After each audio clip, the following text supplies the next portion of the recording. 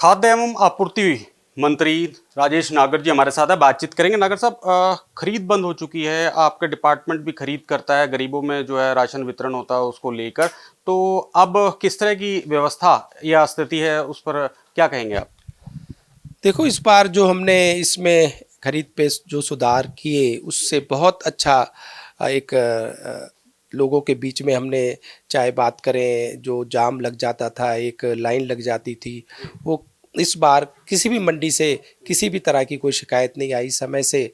चाहे बायोमेट्रिक की बात करें, चाहे जे फॉर्म की बात करें, तो सब में स्मूथली सभी मंडियों से ये धान, ये मतलब अनाज की जो खरीद हुई बिल्कुल समय पर हुई और किसी तरह की भी कोई शिकायत हमें कहीं से भी नहीं मिली। जी, जैसे आपके पास महकमा है खाद्य एवं आपूर्ति विभाग, डिपो भी होते हैं, तो डिपो में गरीबों को राशन तेल वगैरह, तो अब कैसी स्थिति है? क्या मानते हैं कि सुचारू रूप से गरीबों को उनका जो सरकार की तरफ से योजना के तहत अनाज और या तेल या जो भी व्यवस्था रखी जाती है वो मिल रही है? और इसको भी कुछ नई प्रणाली को भी इसमें जो है जोड़ने की पिछले दिनों बात की गई थी।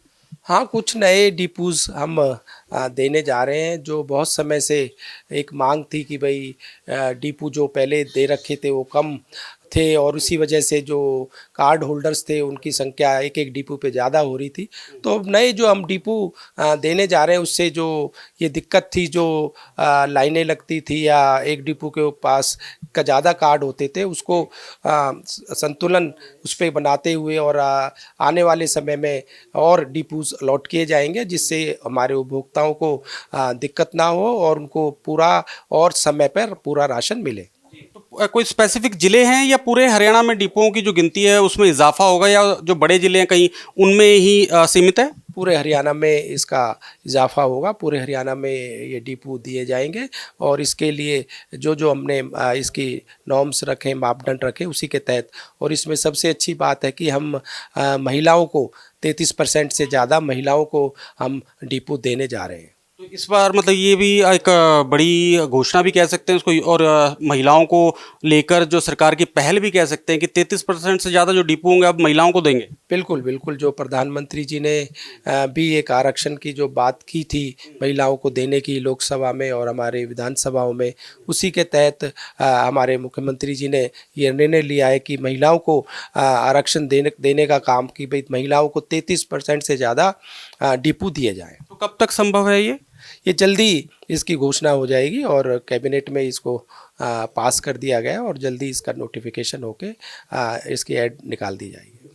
तो प्रधानमंत्री का भी बयान आया हाल ही में, आपने भी सुना होगा कि सोने से रिलेटेड भी उन्होंने बात कही, तेल और पेट्रोल डीजल पर भी बात की, कई तरह की जो है उन्होंने जनता से अपील की है। किस तरह देखते हैं इसको आप? देखो, जो ये संकट पूरे दुनिया में, पूरे विश्व में जो युद्ध के कारण हुआ है, उसके वजह से पूरे सभी देशों में अगर हम बात करें, पेट्रोल और डीजल के दामों को बढ़ाया गया है। और हमारा देश भारत एकमात्र ऐसा देश है जहाँ पर डीजल और पेट्रोल के दाम नहीं बढ़ाए गए। और जिस तरह का ये संकट जैसे लंबा भी चल सकता है और आगे भी बढ़ सकता है, उसी को देखते हुए मंत्री जी ने जो अपील की है बिल्कुल सही की है। भाई, अगर जितना कम से कम हो सके हम पेट्रोल और डीजल को बचा जितना भी बचत कर सकें बचाएं, चाहे हमें सरकारी वाहनों की पर जाना पड़े या पूलिंग करनी पड़े, और चाहे हम इसको वर्क फ्रॉम होम संभव हो सके तो वो कर सकें, जिससे आने वाले समय में इसका जो संकट है वो भारत पर ना आए। तो आप अपने विभाग में भी कुछ इस तरह की व्यवस्था करेंगे जो सरकारी वाहनों का या कोई उसमें कमी आए, या फिर और तरह वर्क फ्रॉम होम, क्योंकि सरकारी काम है, पॉसिबिलिटी कम है लेकिन फिर भी? हाँ, जो भी हो सकेगा, जो संभव हो सकेगा, बिल्कुल हम अपने इसमें भी इसको कोशिश करेंगे पूरा। लेकिन विपक्ष इस पर जो है कड़ा कटाक्ष कर रहा है। वो कह रहा है चुनावों के टाइम में जब रिजल्ट आना था या जब चुनाव थे तो इस तरह की बात कही गई कि पूरा भंडारण है, किसी तरह का कोई दिक्कत नहीं आएगी आम जन को, लेकिन जैसे ही रिजल्ट आया वैसे ही जो है बयान बदल गए हैं। देखो, दिक्कत तो अभी तक कहीं से भी नहीं आने दी है और ना अभी आ रही है। पर ये इसको एक एहतियात के तौर पर कि युद्ध लंबा चलता है और आगे बढ़ता है, तो उसको देखते हुए ये कदम हमारे प्रधानमंत्री जी ले रहे हैं, जिसमें हमें सभी को पूरे देशवासियों को, सभी को इसको सहयोग करना चाहिए। और ये संकट भारत पर ही नहीं, पूरे विश्व पर ये संकट है और सभी देश इससे जूझ रहे हैं। मेरा आज का आखिरी सवाल है, नगर निगम निकाय और चुनाव हो चुके हैं, संपन्न हो चुके हैं, रिजल्ट भी कल आएगा, तो क्या लगता है आपको कितने मेयर और कितने पार्षद भाजपा के जीतते हुए नजर आएंगे?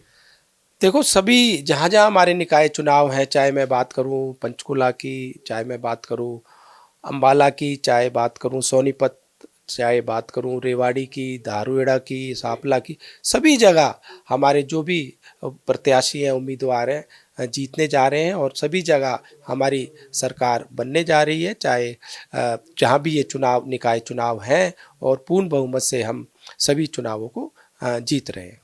शुक्रिया मैं से बातचीत के लिए। तो राजेश नागर मंत्री हरियाणा हमारे साथ बातचीत कर रहे थे, और वहीं बड़ा दावा है कि कल रिजल्ट आता है निकाय चुनाव का, तो कहीं ना कहीं छोटी सरकार इसको कहा जा सकता है। वहाँ पर पूरे जहाँ जहाँ चुनाव है वहाँ भाजपा की छोटी सरकार बनती हुई नजर आएगी। मैं अभिषेक तक्षक, कैमरामैन धनंजय शर्मा के साथ, GTC न्यूज़, चंडीगढ़।